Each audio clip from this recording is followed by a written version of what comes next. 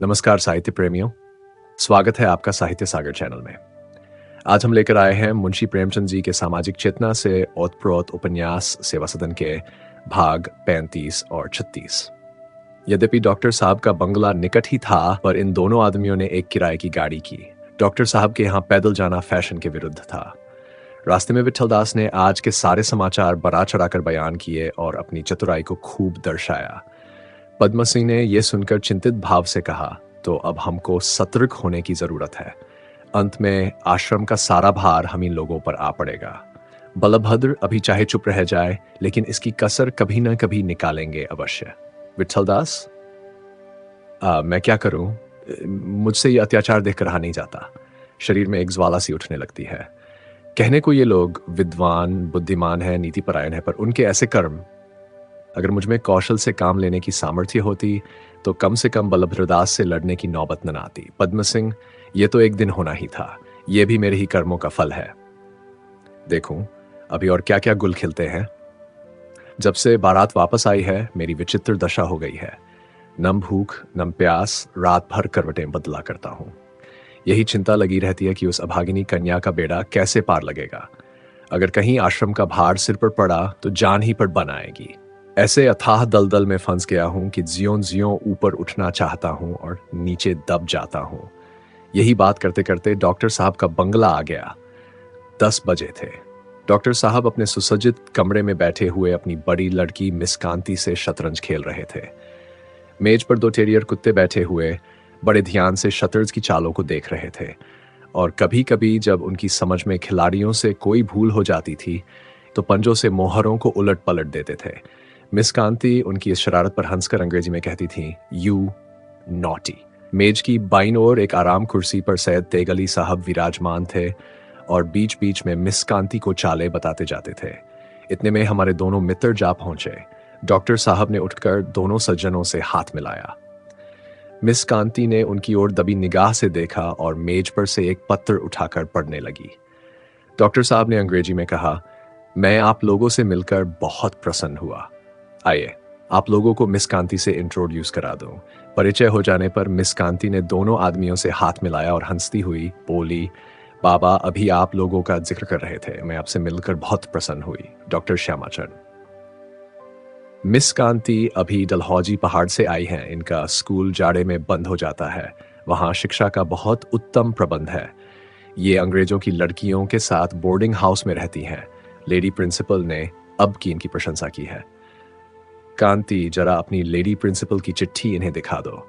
Mister Sharma, आप कांति की अंग्रेजी बातें सुनकर दंग रह जाएंगे। ये मुझे कितने ही नए मुहावरे सिखा सकती है। मिस कांति ने लजाते हुए अपना प्रशंसा पत्र पद्म सिन्हा को दिखाया। उन्होंने उसे पढ़कर कहा, आप लैटिन भी पढ़ती हैं? डॉक्टर साहब ने कहा, लैटिन में अब की परीक्षा में इन्हें एक पदक मिला है। कल क्लब में कांति ने ऐसा अच्छा गेम दिखाया कि अंग्रेज लेडियां दंग रह गई। हाँ, अब की बार आप हिंदू मेंबरों के जलसे में नहीं थे? पद्म सिंह, जी नहीं, मैं जरा मकान तक चला गया था। डॉक्टर, आप ही के प्रस्ताव पर विचार किया गया। मैं तो उचित समझता हूं कि अभी उसे बोर्ड में पेश करने की जल्दी न करें। अभी सफलता की बहुत कम आशा है। तेगली बोले, जनाब, मुसलमान मेंबरों की तरफ से तो आपको पूरी मदद मिलेगी। डॉक्टर, हाँ, लेकिन हिंदू मेंबरों में तो मतभेद है। पद्म सिंह, आपकी सहायता हो जाए तो सफलता में कोई संदेह न रहे। मुझे इस प्रस्ताव से पूरी सहानुभूति है, लेकिन आप जानते हैं मैं गवर्नमेंट का नामजद किया हुआ मेंबर हूं। जब तक ये मालूम न हो जाए कि गवर्नमेंट इस विषय को पसंद करती है या नहीं, तब तक मैं ऐसे सामाजिक प्रश्न पर कोई राय नहीं दे सकता। विट्ठलदास ने तीव्र स्वर से कहा, जब मेंबर होने से आपके विचार स्वातंत्र्य में बाधा पड़ती है तो आपको इस्तीफा दे देना चाहिए। तीनों आदमियों ने विट्ठलदास को उपेक्षा की दृष्टि से देखा। उनका कथन असंगत था। तेगली ने व्यंग्य भाव से कहा, इस्तीफा दे दें तो सम्मान कैसे हो? लाट साहब के बराबर कुर्सी पर कैसे बैठें? ऑनरेबल कैसे कहलाएं? बड़े बड़े अंग्रेजों से हाथ मिलाने का सौभाग्य कैसे प्राप्त हो? सरकारी डिनर में बढ़ चढ़कर हाथ मारने का गौरव कैसे मिले? नैनीताल की सैर कैसे करें?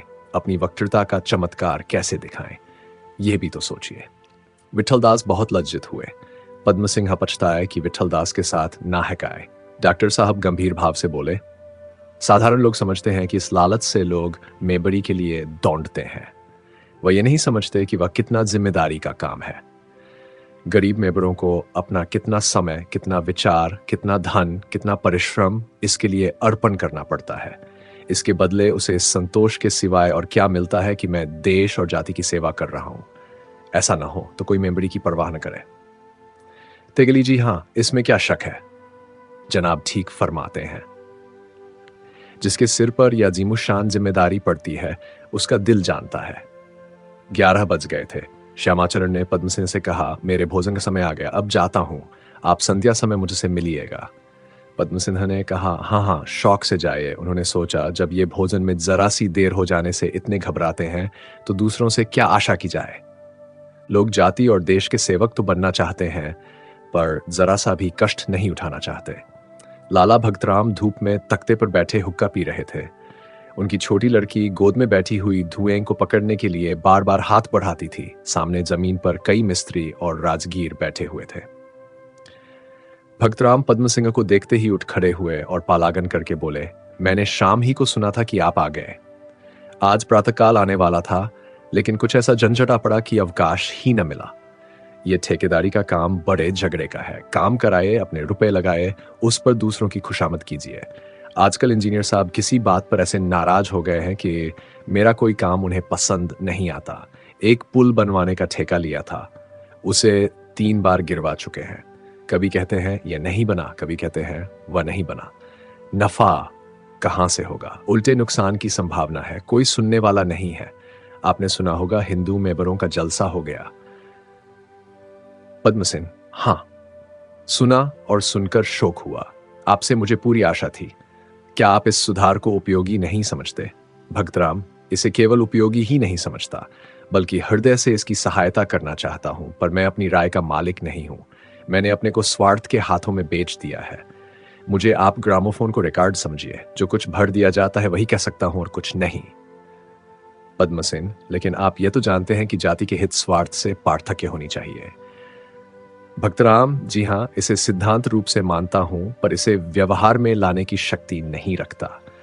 आप जानते होंगे मेरा सारा कारोबार चिम्मन लाल की मदद से चलता है।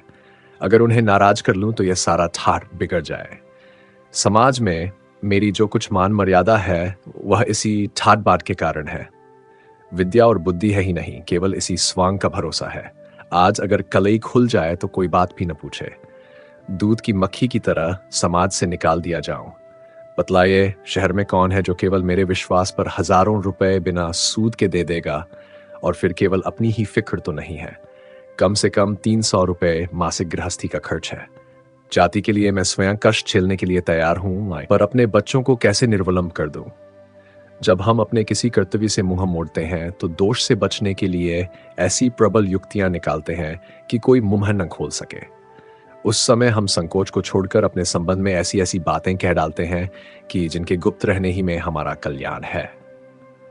लाला भक्तराम के हृदय में यही भाव काम कर रहा था। पद्मसिंह समझ गए कि आशा नहीं। बोले, ऐसी अवस्था में आप पर कैसे जोर दे सकता हूं? मुझे केवल वोट की फिक्र है। कोई उपाय बतलाए, कैसे मिले? भक्तराम, कुंवर साहब के यहां जाए। ईश्वर चाहेंगे तो उनका वोट आपको मिल जाएगा। सेठ बलभद्रदास ने उन पर 3000 रुपए की नालिश की है। कल उनकी डिग्री भी हो गई। कुंवर साहब इस समय बलभद्रदास से तने हुए हैं। वश चले तो गोली मार दें। फंसाने का एक लटका आपको बताए देता हूं। उन्हें किसी सभा का प्रधान बना दीजिए। बस उनकी नकेल आपके हाथ में हो जाएगी। पद्मसिन्हा ने हंसकर कहा, अच्छी बात है, उन्हीं के यहाँ चलता हूं। दोपहर हो गई थी, लेकिन पद्मसिन्हा को भूखे प्यास न थी। बग्घी पर बैठकर चले। कुंवर साहब बरुणा के किनारे एक बंगले में रहते थे। आध घंटे में जा पहुंचे। वह बंगले के हाथे में ना कोई सजावट थी, न सफाई। फूल पत्ती का नाम न था। बरामदे में कई कुत्ते जंजीर में बंधे खड़े थे। एक तरफ कई घोड़े बंधे हुए थे। कुंवर साहब को शिकार का बहुत शौक था। कभी कभी कश्मीर तक चक्कर लगाया करते थे। इस समय वह सामने कमरे में बैठे हुए सितार बजा रहे थे। एक कोने में कई बंदूकें और बर्छियां रखी हुई थीं। दूसरी ओर एक बड़ी मेज पर एक घड़ियाल बैठा था। पद्मसिन्हा कमरे में आए तो उसे देखकर एक बार चौंक पड़े। खाल में ऐसी सफाई से भूसा भरा गया था कि उसमें जान सी पड़ गई थी। कुंवर साहब ने शर्मा जी का बड़े प्रेम से स्वागत किया। आइए महाशय, आपके तो दर्शन दुर्लभ हो गए। घर से कब आए? पद्म सिंह, कल आया हूं। कुंवर, चेहरा उतरा हुआ है, बीमार थे क्या? पद्म सिंह, जी नहीं, बहुत अच्छी तरह से। कुंवर, कुछ जलपान कीजिएगा? नहीं, क्षमा कीजिए। क्या सितार का अभ्यास हो रहा है? कुंवर, जी हाँ, मुझे तो अपना ही सितार पसंद है। हारमोनियम और पियानो सुनकर मुझे मतली सी होने लगती है। इन अंग्रेजी बाजों ने हमारे संगीत को चौपट कर दिया। इसकी चर्चा ही उठ गई। जो कुछ कसर रह गई थी वह थिएटर ने पूरी कर दी। बस जिसे देखिए गजल और कव्वाली की रट लगा रहा है। थोड़े दिनों में धनुर्विद्या की तरह इसका भी लोप हो जाएगा। संगीत से हृदय में पवित्र भाव पैदा होते हैं। जब से गाने का प्रचार कम हुआ, हम लोग भाव शून्य हो गए और इसका सबसे बुरा असर हमारे साहित्य पर पड़ा है। कितने शोक की बात है, जिस देश में रामायण जैसे अमूल्य ग्रंथ की रचना हुई, सूरसागर जैसा आनंदमय काव्य रचा गया, उसी देश में अब साधारण उपन्यासों के लिए हमको अनुवाद का आश्रय लेना पड़ता है। बंगाल और महाराष्ट्र में अभी गाने का कुछ प्रचार है, इसीलिए वहां भावों का ऐसा शैथिल्य नहीं है, वहां रचना और कल्पना शक्ति का ऐसा अभाव नहीं है। मैंने तो हिंदी साहित्य को पढ़ना ही छोड़ दिया। अनुवादों को निकाल डालिए तो नवीन हिंदी साहित्य में हरिश्चंद्र के 2-4 नाटकों और चंद्रकांता संतति के सिवा और कुछ रहता ही नहीं। संसार का कोई साहित्य इतना दरिद्र न होगा। उस पर तुर्रा यह है कि जिन महानुभावों ने 2-1 अंग्रेजी ग्रंथों के अनुवाद मराठी और बंगला अनुवादों की सहायता से कर लिए, वे अपने को धुरंधर साहित्यज समझने लगे हैं। एक महाशय ने कालिदास के कई नाटकों के पद्यबद्ध अनुवाद किए हैं, लेकिन वे अपने को हिंदी का कालिदास समझते हैं। एक महाशय ने मिल के 2 ग्रंथों का अनुवाद किया है, और वह भी स्वतंत्र नहीं बल्कि गुजराती, मराठी आदि अनुवादों के सहारे, पर वह अपने मन में ऐसे संतुष्ट है मानो उन्होंने हिंदी साहित्य का उद्धार कर दिया। मेरा तो ये निश्चय हो जाता है कि अनुवादों से हिंदी का अपकार हो रहा है। मौलिकता को पनपने का अवसर नहीं मिलने पाता। पद्म सिन्हा को यह देखकर आश्चर्य हुआ कि कुंवर साहब का साहित्य से इतना परिचय है। वह समझते थे कि इन्हें पोलो और शिकार के सिवाय और किसी से प्रेम न होगा। वह स्वयं हिंदी साहित्य से अपरिचित थे, पर कुंवर साहब के सामने अपनी अनभिज्ञता प्रकट करते संकोच होता था। उन्होंने इस तरह मुस्कुराकर देखा मानो ये सब बातें उन्हें पहले ही से मालूम थीं, और बोले, आपने तो ऐसा प्रश्न उठाया जिस पर दोनों पक्षों की ओर से बहुत कुछ कहा जा सकता है, पर इस समय मैं आपकी सेवा में किसी और ही काम से आया हूं। मैंने सुना है कि हिंदू मेंबरों के जलसे में आपने सेठों का पक्ष ग्रहण किया। कुंवर साहब ठठाकर हंसे। उनकी हंसी कमरे में गूंज उठी।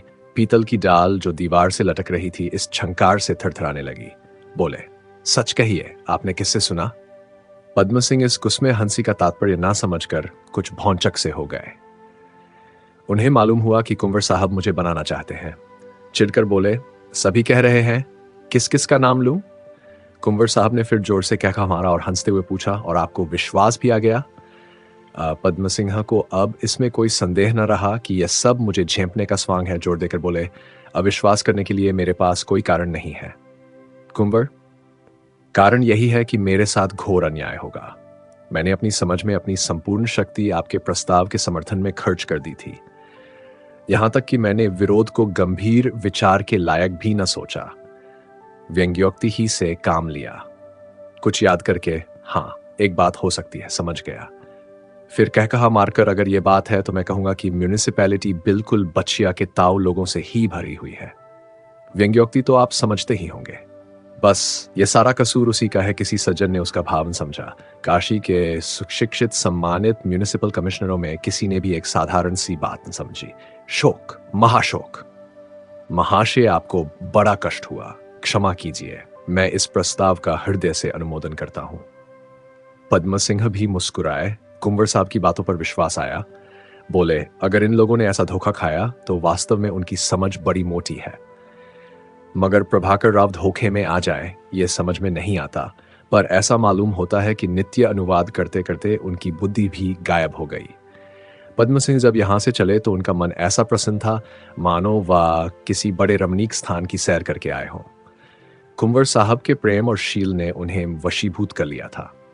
सदन जब घर पर पहुंचा तो उसके मन की दशा उस मनुष्य की सी थी जो बरसों की कमाई लिए मन में सहस्रों मंसूबे बांधता, हर्ष से उल्लसित घर आए और यहाँ संदूक खोलने पर उसे मालूम हो कि थैली खाली पड़ी है। विचारों की स्वतंत्रता विद्या के रफ्त, संगति और अनुभव पर निर्भर होती है। सदन इन सभी गुणों से रहित था। ये उसके जीवन का वह समय था जब हमको अपने धार्मिक विचारों पर, अपनी सामाजिक रीतियों पर एक अभिमान सा होता है। हमें उनमें त्रुटि नहीं दिखाई देती जब हम अपने धर्म के विरुद्ध कोई प्रमाण या दलील सुनने का साहस नहीं कर सकते, जब हम में क्या और क्यों का विकास नहीं होता। सदन को घर से निकल भागना स्वीकार होता, इसके बदले कि वह घर की स्त्रियों को गंगा नहलाने ले जाए। अगर स्त्रियों की हंसी की आवाज कभी मर्दाने में जाती तो वह तेवर बदले घर में आता और अपनी मां को आड़े हाथों लेता। सुभद्रा ने अपनी सास का शासन भी ऐसा कठोर न पाया था। आत्मपतन को वह दार्शनिक की उदार दृष्टि से नहीं, शुष्क योगी की दृष्टि से देखता था कि उसके गांव में एक ठाकुर ने एक बेडिन बैठा ली थी तो सारे गांव ने उसके द्वार पर आना जाना छोड़ दिया था और इस तरह उसके पीछे पड़े कि उसे विवश होकर बेडिन को घर से निकालना पड़ा। निसंदेह वह सुमनबाई पर जान देता था, लेकिन उनके लौकिक शास्त्र में यह प्रेम उतना अक्षम्य न था जितना सुमन की परछाई का उसके घर में आ जाना। उसने अब तक सुमन के यहाँ पान तक नन खाया था। वह अपनी कुल मर्यादा और सामाजिक को अपनी आत्मा से कहीं बढ़कर महत्व की वस्तु समझता था। उस अपमान और निंदा की कल्पना ही उसके लिए असह्य थी, जो कुलटा सत्री से संबंध हो जाने के कारण उसके कुल पर आच्छादित हो जाती। वह जनवासे में पंडित पद्मसेना की बातें सुन सुनकर अधीर हो रहा था। वह डरता था कि चाचा साहब को क्या हो गया है। अगर यही बातें किसी दूसरे मनुष्य ने की होती तो वह अवश्य उसकी जबान पकड़ लेता, लेकिन अपने चाचा से वह बहुत दबता था। उसे उनका प्रतिवाद करने की बड़ी प्रबल इच्छा हो रही थी। उसकी तार्किक शक्ति कभी इतनी सतेज न हुई थी और वाद विवाद तर्क ही तक रहता तो वह जरूर उनसे उलझ पड़ता। लेकिन मदन सिंह की उद्दंडता ने उसके प्रतिवाद की उत्सुकता को सहानुभूति के रूप में परिणत कर दिया। इधर से निराश होकर सदन का लालसा पूर्ण हृदय फिर सुमन की ओर लपका। विषय वासना का चस्का पड़ जाने के बाद उसकी प्रेम कल्पना निराधार नहीं रह सकती थी। उसका हृदय एक बार प्रेम दीपक से आलोकित होकर अब अंधकार में नहीं ना चाहता था। वह पद्म सिंह के साथ ही काशी चला गया, किंतु यहाँ आकर वह एक बड़ी दुविधा में पड़ गया। उसे संशय होने लगा कि कहीं सुमनबाई को यह सब समाचार मालूम हो गया है। वह वहां स्वयं तो न रही होगी, लोगों ने उसे अवश्य ही त्याग दिया होगा, लेकिन उसे विवाह की सूचना जरूर दी होगी। ऐसा हुआ होगा तो कदाचित वह मुझे सीधे मुंह बात न करेगी। संभव है वह मेरा तिरस्कार भी करे। लेकिन संध्या होते ही उसने कपड़े बदले, घोड़ा कसवाया और दाल मंडी की ओर चला। प्रेम मिलाप की आनंदपूर्ण कल्पना के सामने वे शंकाएं निर्मूल हो गईं। वह सोच रहा था कि सुमन मुझसे पहले क्या कहेगी और मैं उसका क्या उत्तर दूंगा। कहीं उसे कुछ मालूम हो और वह जाते ही प्रेम से मेरे गले लिपट जाए और कहे कि तुम बड़े निठुर हो। इस कल्पना ने उसकी प्रेमाग्नि को और भी भड़काया। उसने घोड़े को एड़ लगाई और एक क्षण में दाल मंडी के निकट आ पहुंचा। पर जिस प्रकार एक खिलाड़ी लड़का पाठशाला के द्वार पर भीतर जाते हुए डरता है, उसी प्रकार सदन दाल मंडी के सामने आकर ठिठक गया।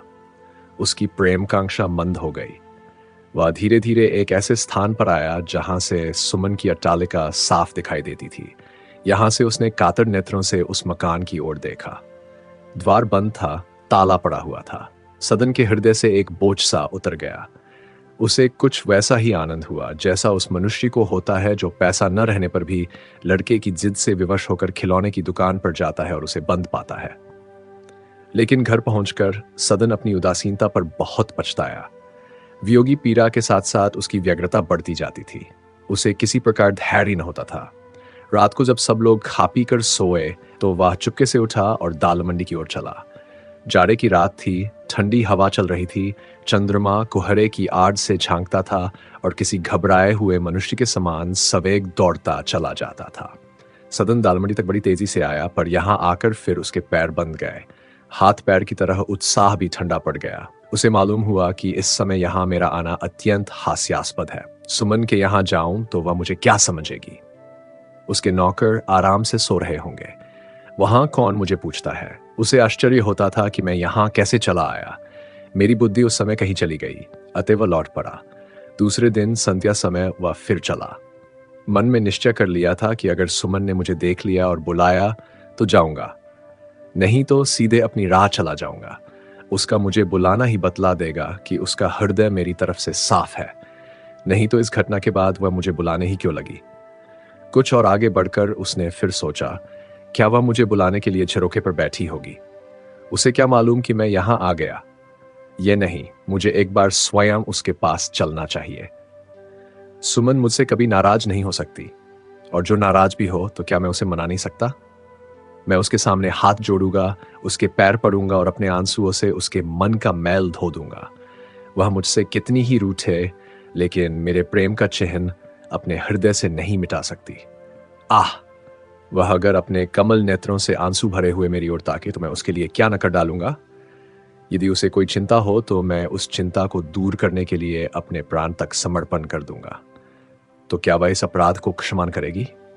लेकिन ज्यों ही गिजाल मंडी के सामने पहुंचा, उसकी प्रेम कल्पनाएं उसी प्रकार नष्ट हो गई, जैसे अपने गांव में संध्या समय नीम के नीचे देवी की मूर्ति देखकर उसकी तर्कनाएं नष्ट हो जाती थीं। उसने सोचा, कहीं वह मुझे देखे और अपने मन में कहे, वह जा रहे हैं कुंवर साहब, मानो सचमुच किसी रियासत के मालिक हैं। कैसा कपटी धूर्त है। यह सोचते ही उसके पैर बंद गए, आगे न जा सका। इसी प्रकार कई दिन बीत गए। रात और दिन में उसकी प्रेम कल्पनाएं जो बालू की दीवार खड़ी करती, वे संध्या समय दालमंडी के सामने अविश्वास के एक ही झोंके में गिर पड़ती थी। एक दिन वह घूमते हुए वह क्वींस पार्क जा निकला। वहां एक शामियाना तना हुआ था। लोग बैठे हुए प्रोफेसर रमेश दत्त का प्रभावशाली व्याख्यान सुन रहे थे। सदन घोड़े से उतर पड़ा और व्याख्यान सुनने लगा। उसने मन में निश्चय किया कि वास्तव में वेश्याओं से हमारी बड़ी हानि हो रही है। यह समाज के लिए हलाहल के तुल्य है। मैं बहुत बचा, नहीं तो कहीं का न रहता। उन्हें अवश्य शहर के बाहर निकाल देना चाहिए। यदि ये बाजार में न होती तो मैं सुमनबाई के जाल में कभी न फंसता। दूसरे दिन वह फिर क्वींस पार्क की तरफ गया। आज वहां मुंशी अबुलफा का भावपूर्ण ललित व्याख्यान हो रहा था। सदन ने उसे भी ध्यान से सुना। उसने विचार किया, निसंदेह वेश्याओं से हमारा उपकार होता है। सच तो है कि ये न हो तो हमारे देवताओं की स्तुति करने वाला भी कोई न रहे।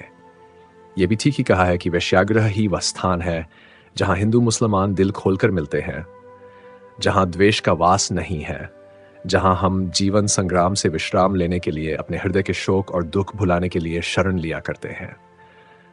अवश्य ही उन्हें शहर से निकाल देना उन्हीं पर नहीं।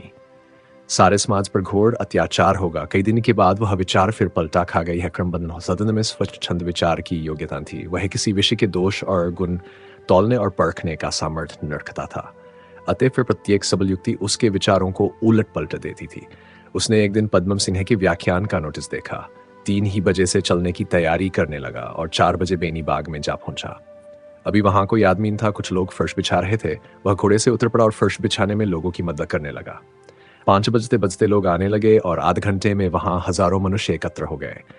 तब उसने एक फिटन पर पद्म सिन्हा को आते देखा। उसकी छाती धड़कने लगी। पहले रुस्तम भाई ने एक छोटी सी कविता पढ़ी जो इस अवसर के लिए सैयद तेग अली ने रची थी। उनके बैठने पर लाला विठलदास खड़े हुए। यद्यपि उनकी वक्तृता रूखी थी, न कहीं भाषण लालित्य का पता था, न कटाक्षों का, पर लोग उनकी बातों को बड़े ध्यान से सुनते रहे। उनके निस्वार्थ सार्वजनिक कृत्यों के कारण उन पर जनता की बड़ी श्रद्धा थी। उनकी रूखी बातों को लोग ऐसे चाव से सुनते थे जैसे प्यासा मनुष्य पानी पीता है। उनके पानी के सामने दूसरों का शरबत फीका पड़ जाता था। अंत में पद्म सिन्हा उठे। सदन के हृदय में गुदगुदी सी होने लगी, मानो कोई असाधारण बात होने वाली है। व्याख्यान अत्यंत रोचक और करुणा से परिपूर्ण था। भाषा की सरलता और सरसता मन को मोहती थी। बीच बीच में उनके शब्द ऐसे भावपूर्ण हो जाते कि रखने का प्रस्ताव इसलिए नहीं किया कि हमें उनसे घृणा है। हमें उनसे घृणा करने का कोई अधिकार नहीं है। ये उनके साथ घोर अन्याय होगा। ये हमारी ही कुवासनाएं, हमारे ही सामाजिक अत्याचार, हमारी ही कुप्रथाएं हैं जिन्होंने वेश्याओं का रूप धारण किया। ये दालमंडी हमारे ही जीवन का कलुषित प्रतिबिंब, हमारे ही पैशाचिक अधर्म का साक्षात स्वरूप है। हम किस मुंह से उनसे घृणा करें? उनकी अवस्था बहुत शोचनीय है। हमारा कर्तव्य है कि हम उन्हें सुमार्ग पर लाएं, उनके जीवन को सुधारें, और यह तभी हो सकता है जब वे शहर से बाहर दुर्व्यसनों से दूर रहें। हमारे सामाजिक दुराचार अग्नि के समान है और अभागिन रमणियां तृण के समान। अगर अग्नि को शांत करना चाहते हैं तो तृण को उससे दूर कर दीजिए, तब अग्नि आप ही आप शांत हो जाएगी। सदन तन्मय होकर इस व्याख्यान को सुनता रहा। जब उसके पास वाले मनुष्य व्याख्यान की प्रशंसा करते या बीच बीच में करतल ध्वनि होने लगती तो सदन का हृदय गदगद हो जाता था। लेकिन उसे ये देखकर आश्चर्य होता था कि श्रोतागण एक एक करके उठे चले जाते हैं। उनमें अधिकांश वे लोग थे जो वेश्याओं की निंदा और वेश्यागामियों पर चुभने वाली चुटकियां सुनने आए थे। उन्हें पद्म सिंह की ये उदारता असंगत सी जान पड़ती थी। यदि इस प्रस्तुति ने आपको प्रेरित किया हो तो लाइक करें, कमेंट में अपने विचार साझा करें और साहित्य सागर चैनल को सब्सक्राइब अवश्य करें। धन्यवाद।